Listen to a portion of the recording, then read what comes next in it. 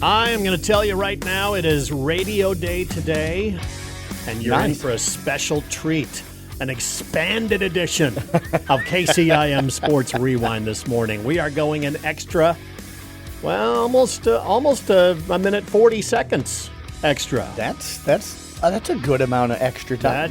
We could literally fill with valuable information. We won't, but we could. Yeah. Right? Yeah. Do we ever? Well, that's a good question. I'm not sure we ever do. So we got a great show, though, coming up here. We're going to be talking with Justin Kraft. You had a chance to chat with him, and my wife actually sent me the notice that she saw online. It's like, wow, Justin Kraft is doing some really cool stuff up there in Minneapolis as a golf pro. I immediately forwarded it on to you and said, we got to get this kid on Rewind, and bam, here we go. Yeah. And just such a fun, still call him a kid, but he's not a kid anymore. He's 28, young man. Yeah. It tends to fly by once they get out of high school. It does, yeah. But I always had fun talking to him when he was playing up at East Sac County, whether it be golf or basketball. And it was a lot of fun to catch up with him. And it was really cool because I texted him, and here's a guy that's on PGA of America and Golf Digest, and Wall Street Journal's been reaching out to him, and all these major publications. And I texted him, and within a couple of minutes, he texted back and was like, I would love to do it. Told me in the interview that you'll hear here in a little while that I'm still a Sac County, Calhoun County, Carroll County, kid. He loves it back here, and I was lucky to catch up with him. I caught up with him actually on Sunday. He was driving. He had come home to the Wall Lake area, Wall Lake View, Auburn, Sac City area, and then was driving back up to Minneapolis. So isn't that great, though? We got Nick Nurse, who's the head coach of the 76ers, Justin Kraft, who's doing nationwide stuff with the PGA and all those things you mentioned there. It's just really, really cool that both those guys are like, no, man, I love where I'm from. Yeah, absolutely. Casey Kaspabauer, the same thing, doing great things up at USD. And I found out from Justin that Reed Telling, he was no longer at SDSU as part of that staff. He's the head coach of Wynota or something like that up in the Minneapolis area. He's the head girls basketball coach there. Nice. They decided to move on and get out of that blue and yellow. Terrible colors. I don't know, just that whole jackrabbit, the ears thing bothers me with their whole logo up there. For anybody that doesn't know, John's a USD grad. The coyote dude through and through there. So, there's lots to talk about, but we're going to start with a story that came out earlier this week. Yeah. Now, you've known about this for a little while. Yeah. Kemper baseball coach Randy Snyder stepping aside. Yeah, he indicated to me back at state baseball that this announcement could be coming, and we had a conversation about it. But, I got the press release yesterday morning. So you had messaged me and said you were kind of shocked. I wasn't, only because of the conversation, but at the beginning of the year, even at the end of the year, when they were in the postseason, if you'd have told me Randy was going to step away at the end of the year, I wouldn't have believed it and stuff. But he what just a great career. Loves that program, loves the sport of baseball. He's such a good coach as well. I mean, how many years at Kemper? 20-some years? Yeah, 24 years on the staff, 17 as the head coach, and 6 as the JV coach. And 7 he still stated tournaments. Still holds the record for the slowest walk to the mound I have ever seen in my entire life. He got faster over the years, yes. Wow, you couldn't time him with a calendar or something? So it used to be with the sundial or whatever, and then... I love giving Randy grief. We do. I told you, I messaged you as soon as that came out there. I said, we got to get him on the show. My first question, I already know, what the blank are you thinking? And you'll get to ask him that next week. He's going to be our guest. Randy, that's your first question. What the blank are you thinking? And that gives him a little time to kind of come up with his answer. But I'm guessing we might be able to go almost the entire half hour with him talking about his career next week. So that shouldn't be a problem. Without a doubt. So it's interesting. It's interesting times now for Kemper. They've got a great young assistant. There's no telling who's no official takeover yet. Yep. But you got to think that maybe somebody on the staff will take over, but there's no guarantee on that. I know I had several people message me yesterday and say, is Kemper going to be able to get Michael Barta to leave Johnston? Yeah. I said, well, I'm sure they will reach out, but there's a part of me that says he's built one of the elite programs in the entire state of Iowa. Class 4A. And more than likely he's probably not going to leave what he built. But you never know. You don't know until you ask. Well, it's kind of like John Waddle maybe leaving Coon Rapids. Like, it just seems out of the possibility. Right? Yeah. Hopefully, John never retires. No kidding. Yeah, we're keeping our eye on you, John. Yes. You need to stay right where you're at for all this stuff. But I had a chance to chat with a longtime local coach, Eric Noggle, 25-year veteran of special ed up there at Carroll High. Great guy. Football, wrestling coach, man. I love that. Just a fun conversation. Yep. The dude has energy like nobody else. I know. And you just know it when you're talking to him and stuff. So I asked him, we're going to give you a little preview, a little couple-minute clip here from the podcast, which is available now at 1380kcim.com. I asked him the ultimate question, football or wrestling, and check out what he says here. Football or wrestling? Which one, if you had to give up one, what would you give up? Agony over here. He's just in agony over this one. Because you're not the first person to ask me this. They're different. I would have thought for sure you'd have said football. You'd give up football because of wrestling. You seem like you just love wrestling. There was times I'd be setting up for a basketball broadcast, and this is back when Carroll High had the wrestling practice. Yep, at the mezzanine level. It was so loud. Music was blaring, things like that. I mean, it was a huge event almost going on, and I could hear you over the top of everything. That's good. Kids seem to be having a good time. Yeah. I think wrestling's different because I'm so into it because I had to learn it. Again, I never wrestled, so I never went. That surprises me. No, like I said, I wrestled in junior high for like 2 weeks and decided that wasn't for me. But wrestling was always in the winter, and my dad would go deer hunting, so that was our family thing. We'd always go deer hunting. Well, wrestling, you can't go deer hunting and you can't go hunting because you're gone every Saturday, so I can't do that. And my dad didn't like wrestling, so I never did wrestling. My cousins all did wrestling, but I never did wrestling. So I don't know. Wrestling, I love wrestling because it's just different, because it's so intense and it's a one-on-one and it's just you and them, and you really have to look at who you are as a person, and you really have to question yourself of what you're really doing, because nobody does it for fun. Like, I love when kids are like, oh, I'm going to go out for wrestling. I'm like, you don't do any other sport. And they're like, yeah, but I'm going to do wrestling. And I'm like, you're going out for like the hardest sport in the world. Why are you doing this? There's something wrong with you. You got to be crazy in the head. Did your parents not love you? And this is your coach telling you this. This is your coach. Like, you sure you want to do this? But every kid that has come out for wrestling that's never done it before absolutely loves it, because it's you. And like I said, when things get ugly, what type of person are you going to be? And I think wrestling puts that in your life. Like, for instance, the things that you've been going through. You're just going to lay in bed, or you're going to have to get up. You got to get up and function. The world's not going to stop because you feel bad today. Yeah. Same thing with wrestling. The world's not going to feel bad because you lost today. Yeah, it sucks and it's miserable, but nobody's going to care. In the grand scheme of things, nobody cares but you and the people that are around you.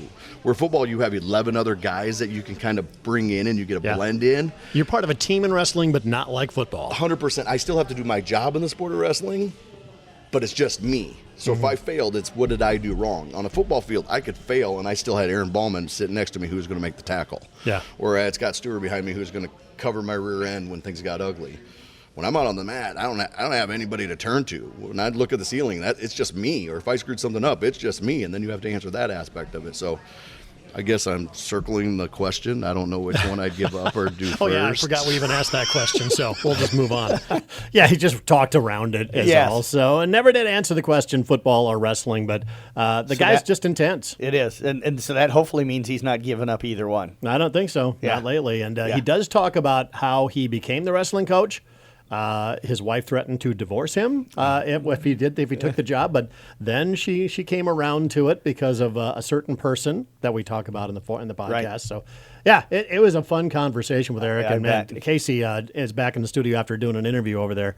I mean, you've been next to him in the coaching booth and stuff like that. Well, he's down sidelines now, but man, when he was up in the booth, there was no quiet time. I also got the opportunity to be coached by Eric too. Yep. Yeah. And one of the best coaches I've ever had. And I'll say that I remember me and Jeff were on a broadcast, and Jeff's trying to get me to say something bad about him, trying to give him some crap. And I said, I'm not going to do that. I have too much respect for Eric. So. Yeah. I did ask him if he was a screamer or a communicator. He goes, well, I tend to probably be on the louder side of things. But I think he's both. I think when when he's being loud and he's communicating and he's coaching, and Mm-hmm. stuff. So the thing I miss, and I'll give him the hard time. I love Eric. He's such a great guy, but I miss when he first was the head wrestling coach. Sometimes I would catch myself watching him bend and twist his body into these positions that I didn't think a human could possibly do as he was trying to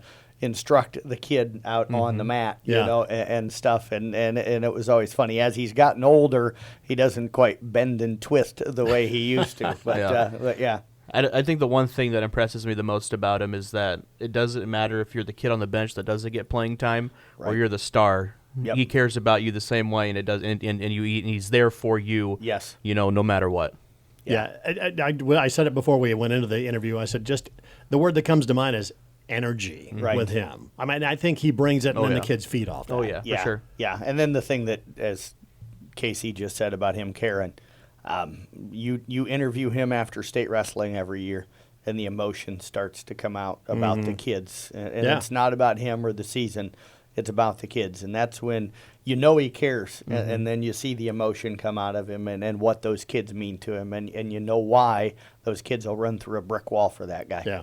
And he also talked about how he wound up teaching special education. Okay. Said that was never the plan. Right. Until he got to college, and they told him, forget about your plan. It's not going to work. Right. He goes, then I had to figure a few things out, and he decided on that and has never looked back since. He loves it. Yeah. So just proves that. Yeah, he's been doing it for 25 years, and still, he goes, I can't wait to get back to school. Good for him. And you miss the students and things like that, and I can just totally see that. Like I said, you go in before basketball games when they used to wrestle on the mezzanine level to practice, you'd hear his voice booming all over the top of the blaring music, everything else. His laugh or his his giving kids grief about something, and picking on them a little bit. But the kids loved it. You can just tell. Yeah. So, great podcast with Eric. It's available right now at 1380kcim.com. We're going to jump aside real quick. Back with the interview, Justin Kraft, who is working with who now? I forget the name He's of the he's golf a golf course. pro up in golf Minneapolis. pro. He's a director of instruction, and we'll talk about it in the interview. But I can't remember. It's like the nicest golf country club in the Minneapolis area, and I'm drawing a blank right now on the name of it. So, but that's coming up here in about 30 seconds on KCIM Sports Rewind. As the athletes at your house prepare for hard work and fun of the season, remember that St. Anthony Rehab Services provides physical therapy for any sports injury that may sideline your member of the team. Sports injuries can plague kids of all ages and keep them from playing the sport they love. Athletes will be under the direct supervision of a certified and licensed healthcare professional in the newly renovated sports performance facility. If an injury is keeping your athlete out of the game, call St. Anthony Rehabilitation Services at 794-5000 for sports injury and treatment rehab. we're back here on KCIM Sports Rewind on this Tuesday morning. Jeff Blankman joined here by an extremely special guest, former ESAC Raider Justin Kraft. He is now the Director of Instruction up at Spring Hill Golf Course up in the Minneapolis area. Justin, it is so good to catch up with you, man. I can't believe it's been as long as it has since we've had a chance to chat, so I appreciate you joining us here today. Absolutely, Jeff. Thanks for having me. It's been way too long. It has been. I loved covering you while you were in high school. You had that great career as well. GPAC Player of the Year, if I remember right, what 2017, 2018, somewhere in there? Yeah, so at Northwestern College, Yeah. shout out Red Raiders in Orange City. 2015 and 2018, I think. It was freshman and senior year of college, yes. Got lucky and won the GPAC Player of the Year. I don't know if I'd call it luck. Golf's been something. You were a heck of a basketball player as well, but golf's always been something you really enjoy. What is it about that game that kind of drew you to it? You know, I think back to when I was just starting golf. I was in middle school, and I remember making like the same swing. It felt like the same swing over and over and over again, and I would just get a different result every time. I'd hit one to the right, I'd chunk it, I'd hit one perfect, and I'm just like, all that time I was just so curious why those same swings maybe produced different results. And so that curiosity, I guess, led me into a nice path of a playing career, and then also even further into a real career. So I think that's probably where it was born, was just a deep curiosity with felt like I was doing the same thing over and over again, but the results were super variable. Yeah, I was going to say that's probably the reason you're doing what you're doing. It sounds like you were a student of the game right away. Did you ever think at that age that you'd be a guy that's on the Golf Channel and Golf Digest? You're all over Instagram now. You're instructing a lot of people in the game of golf, and you've become a big name right now in the world of golf. Yeah, no, I appreciate the kind words there. I never really dreamed of being, a person that would teach the game of golf. I think, honestly, in high school, it was more about basketball for me. I was, like you said, I was a big hoops guy. And so usually as I looked at my future, I thought, maybe basketball coach. As I got further through my high school career and into college, I maybe contemplated the idea of being a professional golfer at one point, but I knew that wasn't in the cards pretty early into my college career. So, that's why you go to college. You got to get a degree and have a backup plan. So I did, and then ended up just not using it. Before we started talking here on the show, Justin, you told me that, while you were in college, you kind of felt like you had maybe almost reached your plateau as a player. And as you said, you knew the PGA probably wasn't in the cards. What was it with your game where you're like, I don't know if I can get a lot better than what I am right now? Yeah, really, really good question. So as a coach even, I really believe that all golfers have kind of two pillars, I guess, as it pertains to their ability. And one would be their mechanics and one would be their skill level. And so when you look at some golfers' mechanics, really look at on video and say, how does each position look? How is the sequencing? And then the skill is really something a coach can't see. And so these are the players that are self-taught. They may have funky swings, but they work really well. And so what I kind of realized was my mechanics probably were as good as they were going to get. They weren't awesome, but my skill was pretty high. For the type of swing that I had, I really maxed out how good I could be. And once you get to a certain age, it's just really hard to change your swing all that much. And so I felt like I was a player that, was relatively skilled, but the mechanics and the technique that I was using was probably not going to lend itself to becoming a PGA Tour caliber type of player. But I could absolutely, have some good rounds, college golfer. And now you talk kind of like you don't get out on the course very often. You're so busy giving instructions.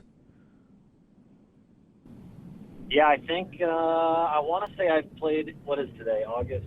Middle August. I think I've played 6 times this year, and that's reasonable. I think I played 11 times last year, but no, I'm spending a lot of time at a golf course, obviously, every day, teaching golf lessons. And so sometimes after a 9 to 11 hour-ish day, the last thing you really want to do with your free time is stay there even longer. But I still love the game. It's still super. I'm still trying to learn every single day. I still don't have the answer to my question. Why can it feel the same every time and produce different results? So until I figure that out, I'm gonna lay awake at night wondering. Well, Justin, I know my swing's not the same every time I think it is, but I guarantee it isn't. But it goes everywhere all over the course. And I don't even think somebody your level could fix what I do wrong. But for you, as you graduated college, you said you had a major and a degree and you didn't really use it. How did you get started into giving lessons and develop and grow into what you've become?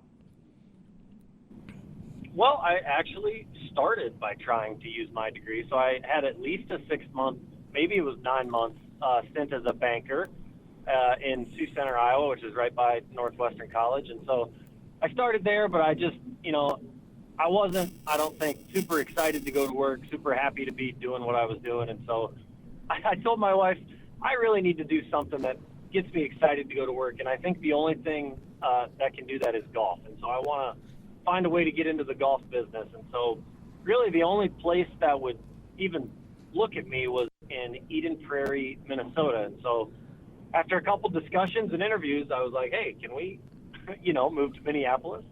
And after we made that transition, it's really kind of taken off from there. I'm excited to go to work every day. I really enjoy what I do, and I get to meet a lot of cool people along the way.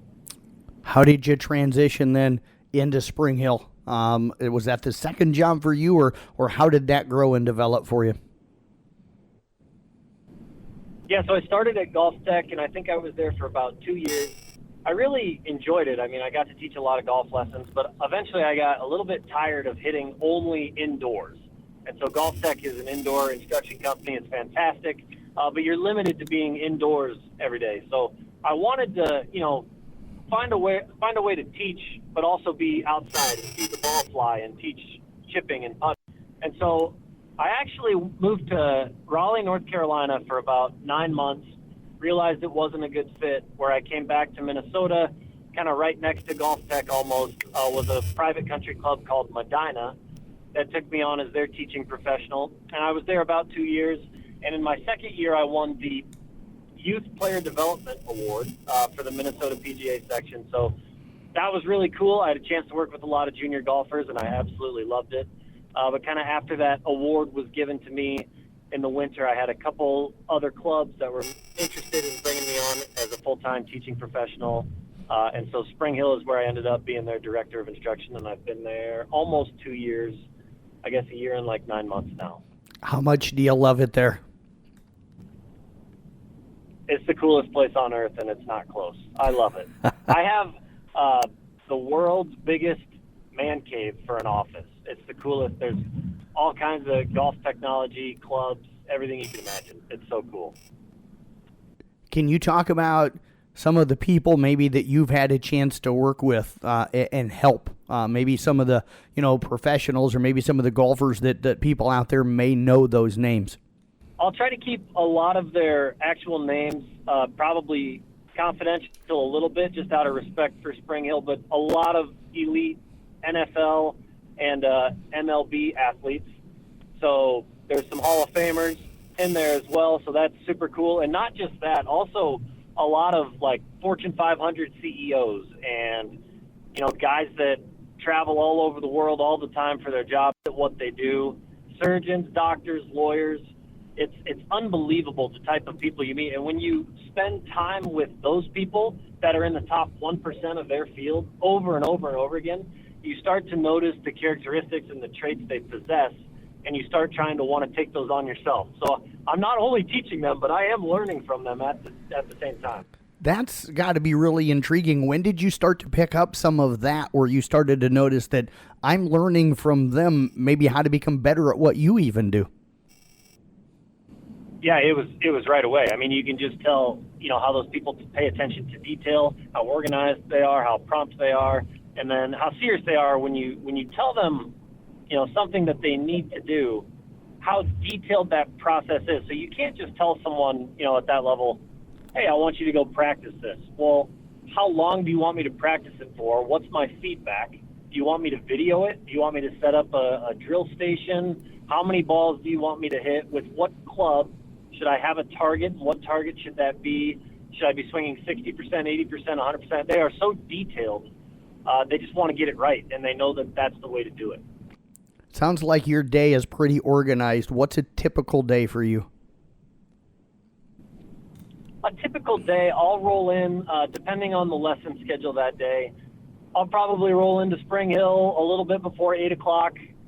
Usually, it depends on the time of year, but 5 to 8 lessons a day, and lessons are about an hour, a little less than an hour.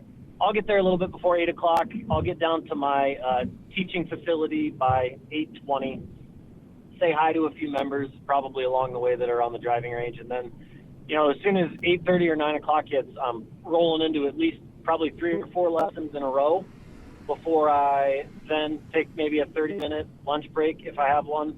I might drive back up to the clubhouse, say hi to a few more members, check on a few things in the pro shop, see if those guys need anything from me, and then usually got 3 or 4 more lessons in a row in the afternoon. So I'll buzz back down to the practice building, make sure all my cameras and technology is charged up and ready to go, and teach those lessons before I try to get out of there by 5:30 or so, usually most nights. And I'm sure for each of the different people you're working with, you're having to come up with a different what they need to work with and how you want to go about helping them with what that area is. Yeah, so that's a passion of mine. Golf is one of these funny sports where it feels like, and no offense to anyone, but it feels like everybody can give an opinion to anyone who hits a bad shot. And for whatever reason, we just accept that in golf. And so most common one would be someone hits the top of the golf ball and it rolls 10 feet and they say, oh, keep your head down. But all of a sudden, sometimes that's good information and sometimes it's not. But I'm very passionate about making sure my students aren't on a hamster wheel of things that don't work, things they maybe heard from a friend or they saw on TV or they saw on a YouTube video. I try to identify, 1, 2, maybe 3 things a player needs to work on for long-term growth. And then every time they come in, I will document whatever it is we worked on. I have an app on my phone. I share the app and the videos with them. And so anytime they come in, the first thing we do is we reference what we did in our last lesson and we build upon it. There's no random try this, try that. I have a plan for each and every student and member that walks through those doors. Otherwise, you're just throwing stuff at the wall and hoping it sticks. I'm not a fan of that. I'll completely understand that, and that's the reason why you've gotten to the level where you've gotten, Justin. As PGA of America and some of these other, national brands started to reach out to you, I know you had a video out here not that long ago, with the PGA of America out on Facebook and some other things. As that started to grow for you, how much of a surprise was that for you, and what's that been like? Yeah, really big surprise. So it had to be 3 or 4 years ago. I started an Instagram account, and really the goal of that account was, to learn mostly, like learn from really good coaches and other stuff people post. But then also, I thought if I could help the world golf handicap go down by 0.01%, I thought, you know what, that's worth it. I'm going to try and make that Instagram account. So, starting 3 or 4 years ago, I started to post pretty regularly. And there was, a couple posts that caught a ton of traction, and I got a lot of followers from it. But just recently, it feels like, people, bigger players, I guess, have started to notice that. So the PGA of America, I had, never thought I'd say this to you. I had an interview with the Wall Street Journal a few months ago, and then the Minneapolis St. Paul Business Journal did an article on it. They kind of saw that. So I really had no idea that was coming. But it all started with the idea I'm going to try and make, the world of golf just better by 0.01% by trying to share advice and bust some myths, share some really good swings that people could maybe try to take some things from. And I just had no idea it would turn into what it did. But I also think it's important to have it as a coach now, because as we look at how the world is progressing, I don't think technology is going anywhere. And I'm starting to see more and more high-level coaches take on online lessons. And so I think I told you this off the air, but I think I gave a golf lesson just in the past month, through some online lesson platforms. I want to say Australia, Finland, India, Canada, and then there's some like West Virginia, Florida, Arizona, Texas. But I've been doing a lot of online lessons as a product of the Instagram stuff and the social media stuff. But it makes the world a pretty small place when you start doing that. How different is it trying to give a lesson over the internet like that?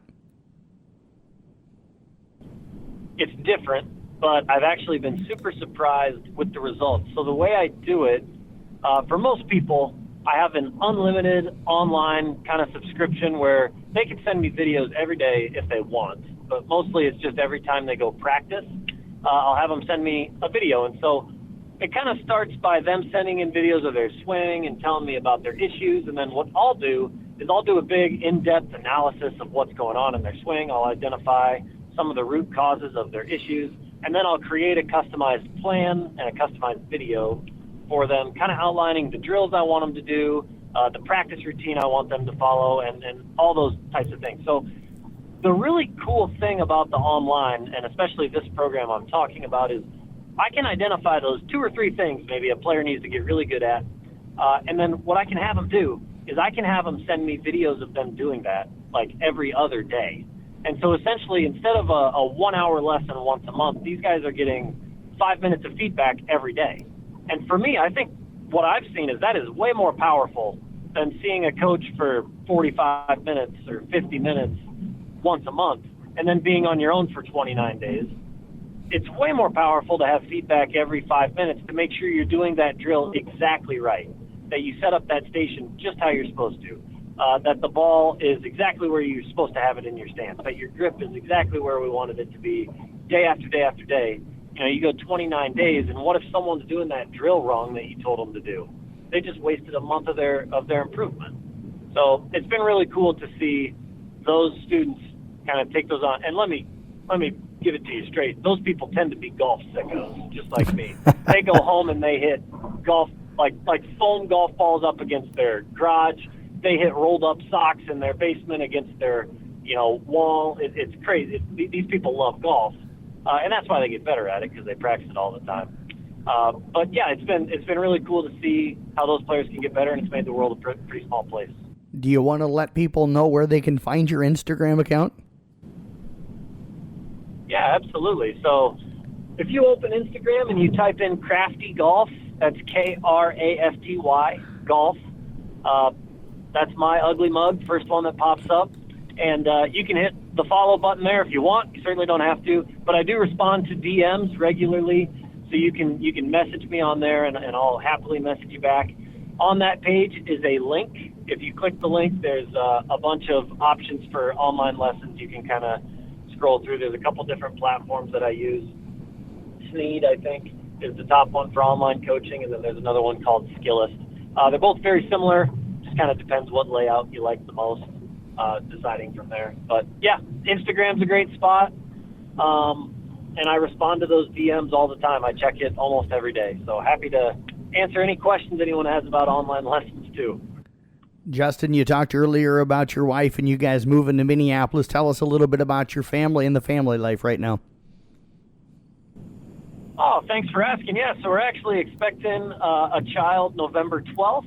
So trying to gear up for that a little bit.